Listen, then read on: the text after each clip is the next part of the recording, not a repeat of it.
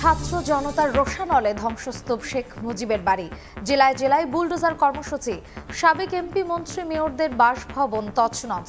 ফ্যাসিবাদের চিহ্ন না রাখার ঘোষণা। ভারতে বসে শেখ হাসিনার বিবৃতিতে ভারপ্রাপ্ত হাই কমিশনারকে তলব করে ঢাকায় প্রতিবাদ। অবিরাম বক্তব্যে বিক্ষুব্ধ হয়ে চালানো হয় ভাঙচুর। ব্রিফিংয়ে উপদেষ্টা। ধানমন্ডি ৩২ নম্বরের ঘটনায় ভারতের হাত আছে কিনা খতিয়ে দেখার পরামর্শ বিএনপি নেতা হাফিজের। নিষিদ্ধ ছাত্রলীগের বিচার দাবিতে ছাত্র দলের মিছিল। ৫ বছরের শেখ হাসিনার বিদেশ ভ্রমণে বিমানের ভিভিআইপি ফ্লাইটে খরচ ২০০ কোটি টাকা। ডক্টরেট ডিগ্রি নেয় অর্থ অপচয় খতিয়ে দেখবে দুদক। এবং দ্রুত বিচার সহ ৩ দফা আদায়ে শহীদ পরিবারের স্বজনদের শাহবাগ অবরোধ। যান চলাচল বন্ধ। কোটাধারী ৬৫০০-এর বেশি প্রাথমিক শিক্ষক নিয়োগ বাতিলের প্রতিবাদে বিক্ষোভ।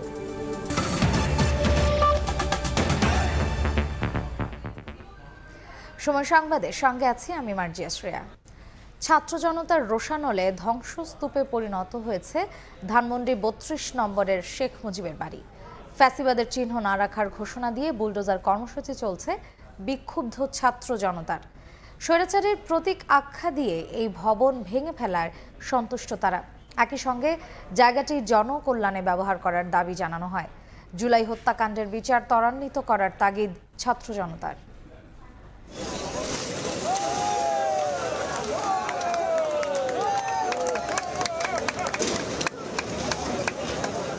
ধানমন্ডি ৩২-এর ১০ নম্বর বাড়ি, যে ভবনের সামনের রাস্তাতেও প্রবেশ করতে পারতেন না সাধারণ মানুষ। তার ধ্বংসস্তূপের ওপর দাঁড়িয়ে উল্লাস ছাত্র জনতার। বুধবার রাত ৮টা থেকে বিক্ষুব্ধ ছাত্র জনতা নানা স্লোগান দিতে দিতে ধানমন্ডি ৩২ নম্বরে জড়ো হতে থাকেন। এরপর রাত ১১টা থেকে এক্সক্যাভেটর দিয়ে বাড়িটি গুঁড়িয়ে দেওয়ার কাজ শুরু হয়। রাতভর চলে ভাঙার কাজ। সকালে বাড়ে কাজের গতি। অর্ধেকের বেশি অংশ গুঁড়িয়ে দিয়ে চলে যায় এক্সক্যাভেটরটি। আবারও অন্য একটি এক্সক্যাভেটর এনে পুরোপুরি গুঁড়িয়ে দেওয়া হবে ভবনটি। স্বৈরাচারীর প্রতীক আখ্যা দিয়ে এই ভবন ভেঙে ফেলায় সন্তুষ্ট ছাত্র জনতা। আজকে যেভাবে শেখ হাসিনা আস্থা করে পতিত হয়েছে, এখন পরবর্তীতে কেউ না কেউ ক্ষমতায় তো আসবে। তারা জানি এই শিক্ষা থেকে অন্ততপক্ষে ফ্যাসিবাদ কায়েম না করে। আসলে শেষ রক্তবিন্দু দিয়ে হলো আমাদের দেশের স্বাধীনতাকে আমরা অক্ষুণ্ণ রাখার জন্য যখন যেটা প্রয়োজন সেটাই সিদ্ধান্ত নেব এবং ইনশাআল্লাহ বাস্তবায়ন করব। আমাদের কষ্টের টাকা, আমাদের বাবা মায়ের কষ্টের টাকা যেভাবে তারা নিয়ে গিয়েছে, মানুষের অনেক ক্ষোভ রয়ে আছে এটার মধ্যে। আন্দোলন থেকে ১ নাম্বার তার ফাঁসি চাইতে হবে। ফাঁসি ছাড়া কোনো পথ নাই। যে গণহত্যা করছে এত কোনো মাপ পাওয়ার কিছু নাই। আগামীতে কেউ যেন ফ্যাসিস্ট হয়ে না ওঠে, এই কারণে স্বৈরাচারীর সব প্রতীক ধ্বংস করার দাবি সাধারণ মানুষের। একই সঙ্গে জায়গাটি জনকল্যাণে ব্যবহার করার দাবি জানান আগতরা। জুলাই হত্যাকাণ্ডের বিচার ত্বরান্বিত করারও তাগিদ তাদের। যেই মানুষের আত্মসাৎ করবে, মানুষের সম্পদ নষ্ট করবে, দেশকে বিপদে ফেলবে, তার এই অবস্থা এমন হয়। আজকে ইতিহাসের সাক্ষী হতে আসলাম, কারণ হয়তো একদিন আমাদের ছেলেমেয়েরা এগুলো বইতে পড়বে, তখন হয়তো তাদেরকে বলতে পারবো যে না, আমি ওখানে ছিলাম। স্বৈরাচারী হাসিনার যে কার্যকলাপ, তার পরিপ্রেক্ষিতে জনরোষে আজকে এর পরিণতি। তো আমি মনে করি এই জায়গাটার একটা সুষ্ঠু ব্যবহার করা দরকার। একটি শহীদের রক্তের বিনিময় হচ্ছে কি এই বঙ্গবন্ধুর ইতিহাস বা শেখ মুজিবের ইতিহাস বা শেখ হাসিনার ইতিহাস কি যে বেশি দামি? বেশি দামি না। একজন শহীদের রক্তের বিনিময় হচ্ছেও বেশি দামি না। আমাদের প্রায় ২,৫০০-এরও বেশি শহীদ হয়েছে। ঘটনার সূত্রপাত বুধবার। নিষিদ্ধ ঘোষিত সংগঠন ছাত্রলীগের ভার্চুয়াল অনুষ্ঠানে যুক্ত হয়ে ক্ষমতাচ্যুত প্রধানমন্ত্রী শেখ হাসিনার ভাষণের ঘোষণার প্রতিবাদে মার্চ টু ধানমন্ডি ৩২ কর্মসূচির ডাক দেন বিক্ষুব্ধ ছাত্র জনতা। ধানমন্ডি ৩২-এর যেই ভবনের সামনের রাস্তাতেও সাধারণ মানুষ স্বাধীনভাবে চলাফেরা করতে পারতেন না, ছিল নিষেধাজ্ঞা। সেই ভবনটির ধ্বংসস্তূপে আজকে দাঁড়িয়ে আছেন ছাত্র জনতা। স্বৈরাচারের পতনের একটি নজির হয়ে থাকবে ধানমন্ডি ৩২-এর এই ভবন। আগামীর জন্য হয়ে থাকবে একটি শিক্ষার মাইল ফলক। ধানমন্ডি থেকে জুম্মান সাদিক, জ্যাভলিন, সময় সংবাদ, ঢাকা। এই মুহূর্তে ধানমন্ডি ৩২ নম্বরে আছেন সহকর্মী সাদিকুর রহমান। সরাসরি যাচ্ছি তার কাছে। ক্ষুব্ধ ছাত্র জনতার যে বুলডোজার কর্মসূচি, সেই কর্মসূচির অংশ হিসেবে গতকালকে থেকেই এই ধানমন্ডি ৩২ নম্বর বাড়ি ভাঙার কার্যক্রম কিন্তু চলছে। এখনও আমি যেটা দেখতে পাচ্ছি যে বিক্ষুব্ধ ছাত্র জনতা কিন্তু এই যে ধানমন্ডি ৩২ নম্বরের বাড়িটি আছে, 3 তলা 2টি ভবন, সেগুলোতে অবস্থান নিয়েছেন এবং ভাঙচুর চালানো হচ্ছে। যেটা এখনও যদিও এক্সকাভেটর মেশিন বা বড় ভারী কোনো মেশিন নেই, কিন্তু হাতুড়ি দিয়ে তারপরে এছাড়াও যে আরও হাতে চালানো যায় এই ধরনের বিভিন্ন ধরনের সরঞ্জাম দিয়ে কিন্তু ভাঙচুর চালানো হচ্ছে। এবং আমি যেটা দেখছি যে তিনতলা ভবনের আশপাশের যে জায়গাগুলো সেগুলোতে কিন্তু হাজার হাজার বিক্ষুব্ধ ছাত্র জনতা অংশ নিয়েছে এবং তাদের ক্ষোভ প্রকাশ করছে। এবং তারা যেটা বলছেন যে এই যে বিগত যে 15 বছরের বেশি সময় ধরে যেই অপশাসন চালানো হয়েছিল তার ক্ষোভের প্রকাশ কিন্তু এখানে বহিঃপ্রকাশ এখানে ঘটেছে। এবং এখানে যে ক্ষমতা এবং দাম্ভিকতা এসব চুরমার হয়ে গেছে তার নিদর্শন এটা তারা যেটা দেখতে পাচ্ছেন। আসলে এটা কিন্তু এই বিক্ষুব্ধ ছাত্র জনতা বলছেন। এবং আমরা যেটা দেখছি যে এখানে কিন্তু আসলে ছাত্র জনতা বিভিন্ন ধরনের স্লোগান কিন্তু দিচ্ছেন, ফ্যাসিবাদ বিরোধী বিভিন্ন স্লোগান দিচ্ছেন, দিল্লি না ঢাকা, এছাড়া ক্ষমতা না জনতা, এই ধরনের বিভিন্ন ধরনের কিন্তু স্লোগান তারা দিচ্ছেন। এবং আমরা যেটা লক্ষ্য করেছি এই দুটি ভবন, এখানে যেটি ভবন দেখতে পাচ্ছেন একটি ভবন পুরনো ভবন, 71-এর আগে যে ভবনটি হচ্ছিল এর পরবর্তীতে আরও আরেকটি ভবন হয়েছিল 3 তলা। এই দুটি ভবনেই ভাঙচুর চালানো হয়েছিল, যদিও এখনও ধোঁয়া উঠছে কিন্তু আগুন কিন্তু নেই।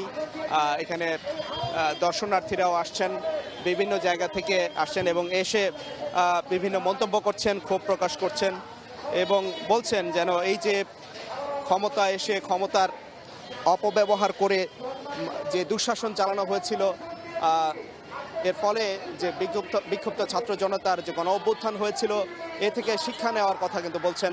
এবং বলছেন যে ক্ষমতার অপব্যবহার করে আর কেউ যেন এই ধরনের অপশাসন দুঃশাসন না চালায়, এটা সাধারণ বিক্ষুব্ধ ছাত্র জনতা কিন্তু বলছেন। এবং আগামীতে সুন্দর একটি শাসন ব্যবস্থার মধ্য দিয়ে দেশ আরও সামনে এগিয়ে যাবে। এই যে ক্ষতি হয়েছে বিভিন্ন সেগুলো থেকে দেশ সুন্দরভাবে এগিয়ে যাবে এটা প্রত্যাশা করছেন। এই ছিল এখান থেকে সবশেষ তথ্য। সরাসরি ছিলাম ধানমন্ডি 32 নম্বরের শেখ মুজিবুরের বাড়ির সামনে। এদিকে জেলায় জেলায় চলছে বুলডোজার কর্মসূচি।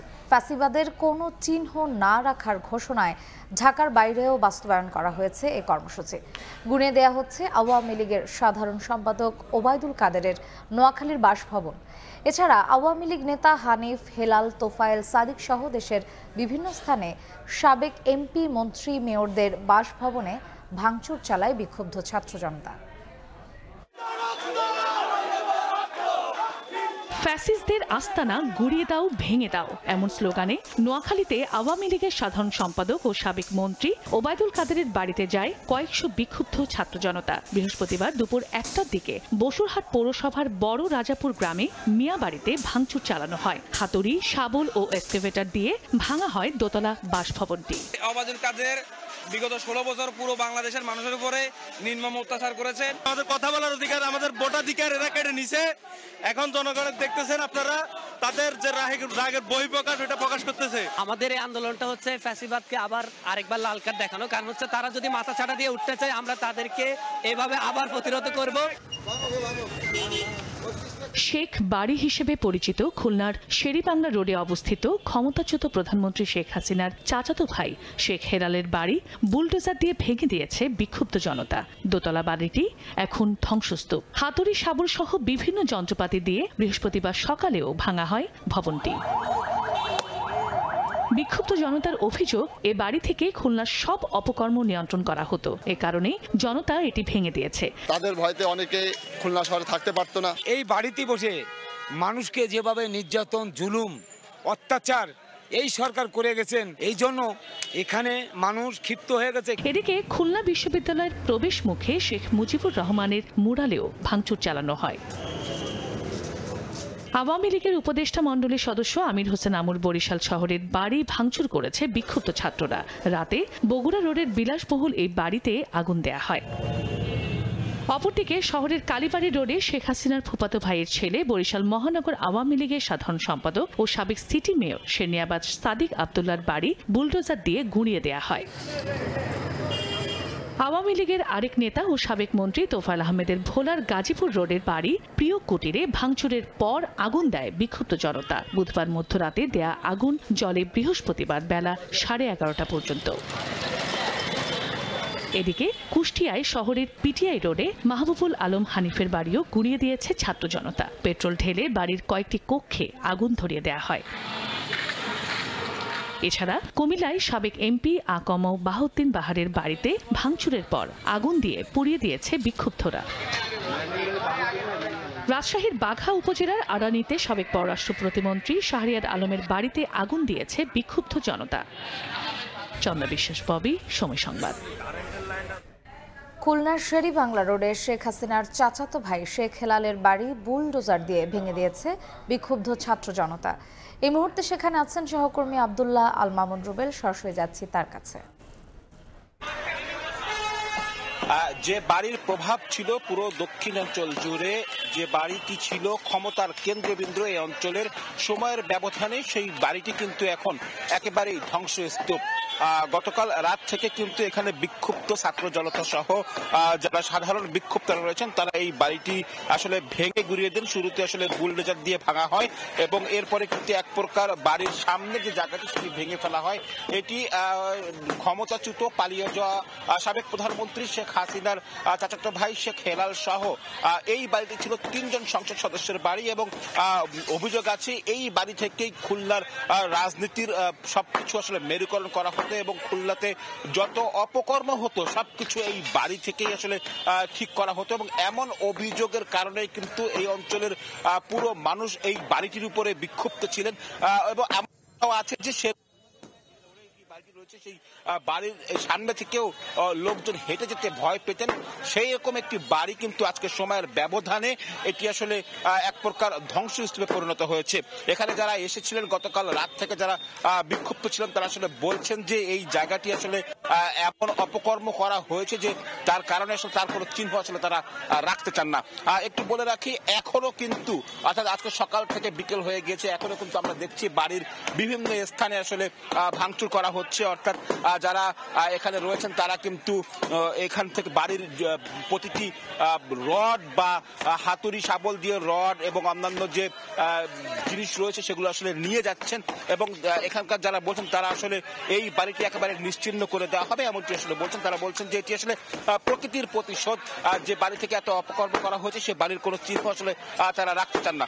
একটু বলে রাখি, এখানে কিন্তু গতকাল রাত থেকেই আসলে মানুষজন আসতে শুরু করে যখন আসলে ঘোষণা দেওয়া হয়েছিল যে ক্ষমতাচ্যুত পলায়ন সাবেক প্রধানমন্ত্রী শেখ হাসিনা বক্তব্য দিবেন, সেই বক্তব্যের প্রতিবাদেই কিন্তু মূলত এই জায়গাটি ভাঙচুরের কথা বলা হয় এবং সেটি এখনো আসলে চলমান রয়েছে এবং ভাঙচুর করা হচ্ছে। তো আমার কাছে এই ছিল খুলনা থেকে শেখ বাড়ির যে বাড়ি ভাঙচুরের ঘটনা তার সবশেষ। সরাসরি ছিলাম খুলনার শেরেবাংলা রোডে। ভারতে বসে শেখ হাসিনার বিবৃতিতে ভারপ্রাপ্ত হাই কমিশনারকে তলব করে প্রতিবাদ জানিয়েছে পররাষ্ট্র মন্ত্রণালয়। বিকেলে পররাষ্ট্র মন্ত্রণালয় এক ব্রিফিংয়ে এ তথ্য জানান উপদেষ্টা তৌহিদ হোসেন। বাংলাদেশের আনুষ্ঠানিক প্রতিবাদ লিপি তুলে দেয়া হয় ভারতের ভারপ্রাপ্ত রাষ্ট্রদূতের হাতে। শেখ হাসিনার অবিরাম বিবৃতির কারণেই ছাত্র জনতা বিক্ষুব্ধ হয়ে ভাঙচুর চালিয়েছে বলেও এ সময় জানান পররাষ্ট্র উপদেষ্টা। এ সময় শেখ হাসিনাকে যে কোনো ধরনের রাজনৈতিক বক্তব্য ও বিবৃতি দেয়া থেকে বিরত রাখতে অনুরোধ করা হয় ভারতের কাছে। যদিও এর আগেও এ ধরনের প্রতিবাদ জানিয়ে কোনো উত্তর পায়নি বাংলাদেশ। পাকিস্তানের পররাষ্ট্রমন্ত্রী আগামী এপ্রিলে বাংলাদেশ সফরে আসবে বলে ব্রিফিংয়ে জানানো হয়। পাকিস্তানের পররাষ্ট্রমন্ত্রী বাংলাদেশ সফরে আসলে 53 বছরের অমীমাংসিত ইস্যু নিয়ে আলোচনা হবে বলে তুলে ধরেন পররাষ্ট্র উপদেষ্টা।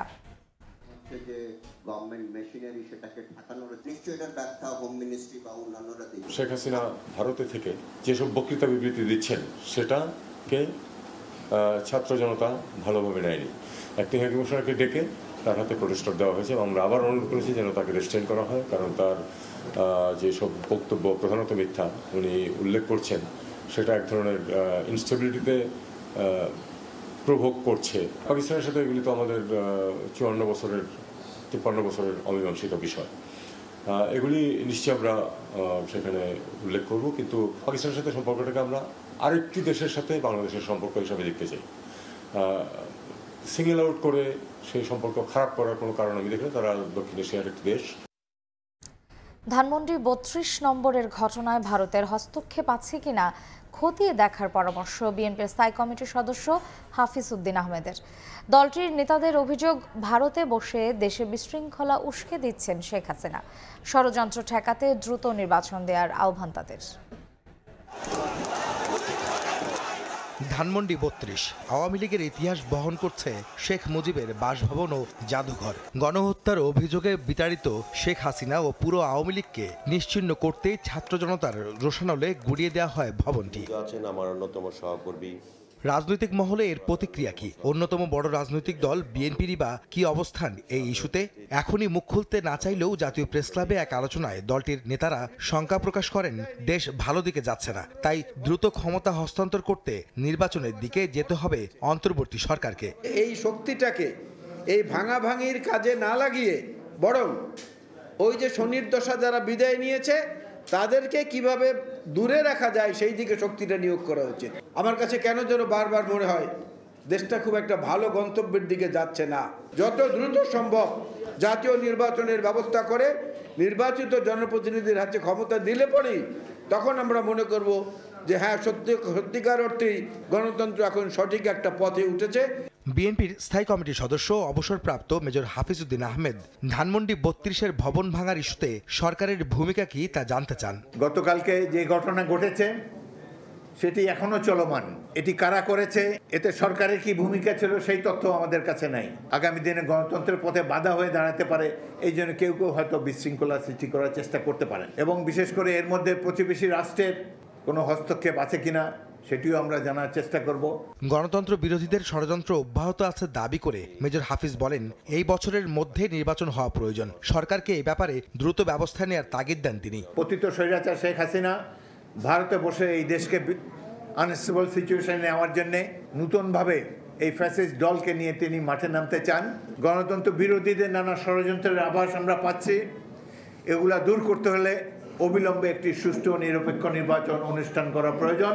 সংস্কারের নামে সময় ক্ষেপণ না করার আহ্বান জানিয়ে বিএনপি নেতারা বলেন, ফ্যাসিস্টরা এখনো সক্রিয়, তাই হাসিনা বিরোধী জাতীয় ঐক্য প্রয়োজন। রাজনৈতিক অঙ্গনে আহমেদ সালেহীন, সময় সংবাদ, ঢাকা। সাবেক প্রধানমন্ত্রী শেখ হাসিনার বিরুদ্ধে রাষ্ট্রীয় শত শত কোটি টাকা অপচয় করে বিদেশ ভ্রমণ ও ডক্টরেট ডিগ্রি অর্জনের অভিযোগ অনুসন্ধানে নেমেছে দুদক। সংস্থাটি বলছে, গত 5 বছরে শেখ হাসিনার বিদেশ সফরে বিমান বাংলাদেশের খরচ হয়েছে 200 কোটি টাকা। এছাড়া দুদকের গোয়েন্দা অনুসন্ধানে উঠে এসেছে সরকারি লবিস্ট নিয়োগ ও স্বার্থ পরিপন্থী চুক্তির মাধ্যমে বিভিন্ন দেশ থেকে ডিগ্রি গ্রহণের। সাবেক প্রধানমন্ত্রী শেখ হাসিনা বিদেশ সফরে গেলে বিমান বাংলাদেশ এয়ারলাইন্সের অত্যাধুনিক উড়োজাহাজ ব্যবহার করতেন সরকারি টাকায়। দুদক বলছে, টানা 16 বছর ক্ষমতায় থাকাকালে জাতিসংঘের অধিবেশনে সরকার প্রধান হিসেবে যোগ দিতেন সফরসঙ্গীদের বিশাল বহর নিয়ে। দুদক জানায়, 2019 থেকে 2024 সাল পর্যন্ত 5 বছরে রাষ্ট্রীয় বিমান সংস্থাটি 250 কোটি টাকা ব্যয়ে 48টি ভিভিআইপি ফ্লাইট পরিচালনা করেছে। এসব সফরে শেখ হাসিনা ব্যয় করেছেন প্রায় 200 কোটি টাকা। প্রয়োজনের অতিরিক্ত জনবল নিয়ে বিদেশ ভ্রমণ, যেখানে নীতিমালা বহির্ভূত কিছু রয়েছে কিনা এবং সেখানে সরকারি অর্থের অপচয় হয়েছে কিনা, এই বিষয়গুলো যাচাইয়ের জন্যই প্রকাশ্য অনুসন্ধানের সিদ্ধান্ত গৃহীত হয়েছে। এদিকে জাতীয় স্বার্থের পরিপন্থী চুক্তির এবং সরকারি অর্থের বিনিময়ে লবিস্ট নিয়োগ করে ভারতের ত্রিপুরা, বিশ্বভারতীয় বিশ্ববিদ্যালয় এবং বেলজিয়াম থেকে ডক্টরেট ডিগ্রি নেওয়ার গোয়েন্দা তথ্য পেয়েছে দুদক, যার ভিত্তিতে ভুয়া ডক্টরেট ডিগ্রি অর্জনের কারণ খতিয়ে দেখবে সংস্থাটি। ডিগ্রি অর্জনের ক্ষেত্রে সরকারি কোনো অর্থের অপচয় হয়েছে কিনা, সরকারি অর্থের কোনো বিষয় এখানে ছিল কিনা, জাতীয় স্বার্থের পরিপন্থী কোনো চুক্তির বিনিময়ে এই ধরনের ডিগ্রি অর্জন করা হয়েছে কিনা, এই সব বিষয়গুলোই অনুসন্ধানকালে দেখা হবে। এদিন ঋণের নামে ন্যাশনাল ব্যাংক থেকে 910 কোটি টাকা আত্মসাতের অভিযোগে দেশ টিভির এমডি আরিফ হাসান, শিকদার পরিবার সহ সংশ্লিষ্টদের বিরুদ্ধে 4টি মামলা করেছে দুদক। তাসলিম তৌহিদ, সময় সংবাদ, ঢাকা। দেখছেন সময় সংবাদ।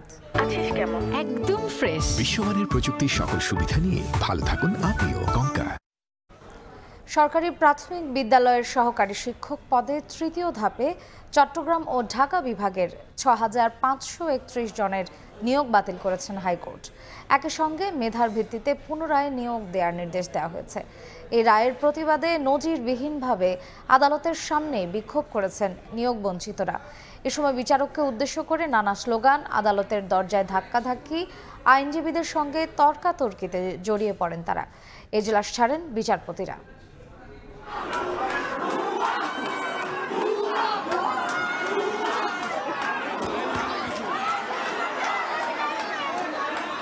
উচ্চ আদালতের দরজায় ধাক্কাধাক্কি, বিচারপতিদের উদ্দেশ্যে স্লোগান, বাতিল হওয়া সরকারি প্রাথমিক বিদ্যালয়ের সহকারী শিক্ষক পদের নিয়োগ প্রত্যাশীদের। নিয়োগ বাতিল হওয়াদের অনেকেই আদালতের বারান্দায় কান্নায় ভেঙে পড়েন।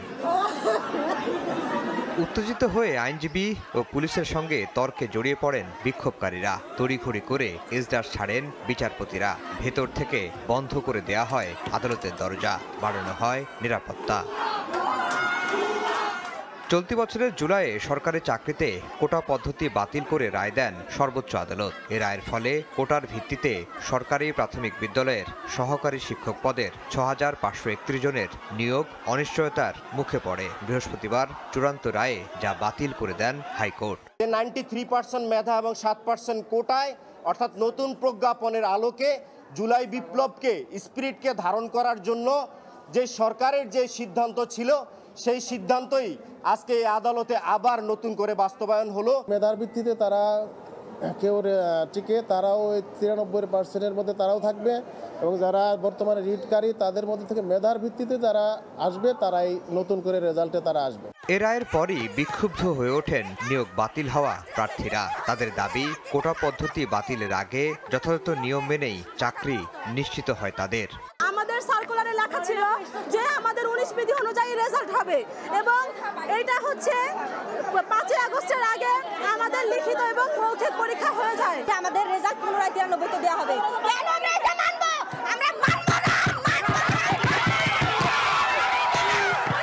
গত 31শে অক্টোবর ঢাকা ও চট্টগ্রাম বিভাগের 3 পার্বত্য জেলা বাদে সহকারী শিক্ষক পদের চূড়ান্ত ফল প্রকাশ করা হয়। এতে উত্তীর্ণ হন এই 6,500 জন। আফজাল হোসেন, সময় সংবাদ, ঢাকা। জুলাই গণ অভ্যুত্থানে শহীদ ও আহতদের রাষ্ট্রীয় স্বীকৃতি, দ্রুত বিচার সহ 3 দফা দাবিতে শাহবাগ অবরোধ করেছেন পরিবারের সদস্যরা। এই মুহূর্তে সেখানে আছেন সহকর্মী তুষার আহমেদ ইমন। সরাসরি যাচ্ছি তার কাছে। এই মুহূর্তে আমি দাঁড়িয়ে আছি শাহবাগ চত্বরে।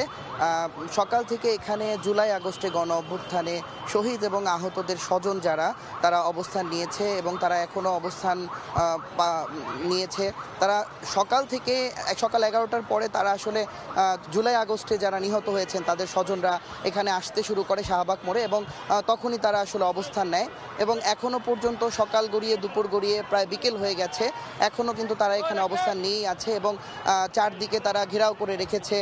তারা তাদের 3 দফা দাবি ছিল। তাদের প্রথম দাবি ছিল যে তারা এই শহীদ, অর্থাৎ যারা আহত বা নিহত হয়েছেন তাদের হত্যাকারীদের বিচারের দাবিতে তারা এখানে দাঁড়িয়েছেন। তারা দাবি করছেন যে এখনও সুনির্দিষ্টভাবে কোনো হত্যাকারীকে চিহ্নিত করা যায়নি, তো তাদের বিচারের দাবিতে তারা আসলে এখানে দাঁড়িয়েছেন। তাদের আরেকটি দাবি ছিল যে তাদেরকে, যারা নিহত হয়েছেন তাদেরকে রাষ্ট্রীয়ভাবে স্বীকৃতি দিতে হবে, তাদেরকে বীরের সম্মান দিতে হবে, এবং তাদের তৃতীয় আরেকটি দাবি ছিল যে তাদের ন্যায্য দাবি পূরণ করতে হবে, অর্থাৎ তাদের পুনর্বাসন করতে হবে এবং মাসিক ভাতার যে বিষয়টি সেটি সুনির্দিষ্টভাবে জানাতে হবে।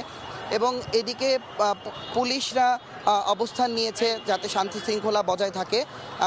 শান্তি শৃঙ্খলা বজায় রাখার জন্য কিন্তু পুলিশরা অবস্থান নিয়েছে এবং এখনও পর্যন্ত এখানে কোনো বিশৃঙ্খল পরিবেশ তৈরি হয়নি। তবে যানজটের কারণে কিছুটা গাড়ি ঘোড়া যানজটপূর্ণ অবস্থান তৈরি হয়েছে। শাহবাগ মোড় থেকে জুলাই আগস্টে নিহতদের নিয়েই ছিল আমার কাছে সর্বশেষ। সরাসরি ছিলাম শাহবাগ মোড়ে।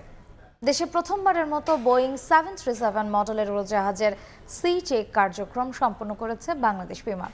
এতে প্রায় 20 কোটি টাকা সাশ্রয় করেছে সংস্থাটি। বাংলাদেশ বিমানের চেয়ারম্যান জানান, কম খরচে বিদেশি এয়ারলাইন্সগুলো এ সেবা নিতে পারবে। বাংলাদেশ বিমানের বেশিরভাগ উড়োজাহাজ অত্যাধুনিক মডেলের। এসব উড়োজাহাজের ইঞ্জিন সহ সার্বিক রক্ষণাবেক্ষণ কার্যক্রমের অনেকটাই এখন দেশেই সম্পূর্ণ করছে রাষ্ট্রায়ত্ত এ প্রতিষ্ঠান। সবশেষ প্রথমবারের মতো বোয়িং 37 মডেলের একটি উড়োজাহাজের ইঞ্জিন, অবকাঠামো, ব্যাগেজ, কার্গো, পেইন্টিং সহ সার্বিক কার্যক্রম সুষ্ঠুভাবে সম্পূর্ণ করে বাংলাদেশ বিমানের প্রকৌশলীরা। বৃহস্পতিবার শাহজালাল বিমানবন্দরের হ্যাঙ্গারে আনুষ্ঠানিকভাবে প্রকৌশলী বিভাগের সক্ষমতা তুলে ধরে বাংলাদেশ বিমান। এতে বলা হয়, দেশে 737 মডেলের একটি উড়োজাহাজের সি চেক করতে 6 থেকে 7 কোটি টাকা ব্যয় হলেও সাশ্রয় হয়েছে 19 থেকে 20 কোটি টাকা। এটা প্রকৌশল পরিদপ্তরের একটা বড় সাফল্য, যার মাধ্যমে আনুমানিক $2 মিলিয়ন সাশ্রয় হয়েছে। সি চেক সম্পন্ন করার ফলে উক্ত উড়োজাহাজের বড় ধরনের শিডিউল রক্ষণাবেক্ষণ ছাড়াও 5-6 বছর পরিচালনা করা সম্ভব হবে। পরে 737 মডেলের উড়োজাহাজটি পরিদর্শন করে বিমানের ঊর্ধ্বতন কর্মকর্তারা। এ সময় বিমান চেয়ারম্যান বলেন, অনিয়ম করলে ছাড় পাবে না কেউই। নতুন ব্যবস্থাপনায় আয়ের সুযোগ সৃষ্টি হলো সংস্থাটির। লাগেজ কাটা, এটা সেটা, এখন প্রত্যেকের বডি ক্যামেরা দেওয়া আছে, সে কি করছে, কোথায় যাচ্ছে, সার্বক্ষণিক দেখা হচ্ছে। এখন আর এটা করার সুযোগ নাই। আর যদি কাউকে পাওয়া যায় সঙ্গে সঙ্গে, এখন আর কোনো জিজ্ঞাসাবাদ নাই, শেষ। বড় একটা যদি কিছু ধরনের মেনটেন্যান্স আমরা করি, তখন মানুষের বিশ্বাস বাড়বে যে এটা করতে পারতেছে, তা আমরা সস্তায় করবো এখানে। আগামীতে ক্যারিয়ারে থাকা বড় উড়োজাহাজগুলো একইভাবে রক্ষণাবেক্ষণ করতে চায় বাংলাদেশ বিমান। এছাড়া তৃতীয় টার্মিনালের গ্রাউন্ড হ্যান্ডেলিংয়ে সক্ষমতা বাড়াচ্ছে বলে জানায় সংস্থাটি। কাজল আব্দুল্লাহ, সময় সংবাদ, Dhaka. Kai Aluminium. Better is now the best. খেলার খবর। বিপিএল ফাইনালের টিকিট নিয়ে কাড়াকাড়ি। নানা অনিয়মের অভিযোগ উঠলেও বেশ শান্তিপূর্ণভাবেই বিক্রি হয়েছে বিপিএল ফাইনালের টিকিট। সকাল থেকে জাতীয় সুইমিং কমপ্লেক্স কাউন্টারে 3টি আলাদা লাইনে টিকিট বিক্রি করে বাংলাদেশ ক্রিকেট বোর্ড। প্রতিটি লাইনে ছিল অসংখ্য মানুষ। একদিকে লাইন ছাড়িয়ে যায় মিরপুর 10 গোলচক্কর পর্যন্ত, আরেকদিকে লাইন চলে গিয়েছিল স্টেডিয়াম ছাড়িয়ে। এবারের ফাইনাল নিয়ে মানুষের আগ্রহের মূল কারণ ফরচুন বরিশাল এবং চিটাগং কিংস। মাঠের বাইরে সমর্থক বিচারে বেশ এগিয়ে এই দুই ফ্র্যাঞ্চাইজি। বরাবরের মতো এবারও কালোবাজারের অভিযোগ করেছেন সমর্থকরা। লাইনের বাইরে থেকে নানাভাবে টিকিট বিক্রির এই কার্যক্রম ব্যাহত করা হচ্ছে বলেও অভিযোগ ছিল তাদের। এদিকে মানুষের ভিড় সামলাতে হিমশিম খায় আইন শৃঙ্খলা বাহিনীর সদস্যরা। পুলিশের সঙ্গে পরিস্থিতি সামাল দিতে সেখানে ছিলেন সেনাবাহিনীর সদস্যরা।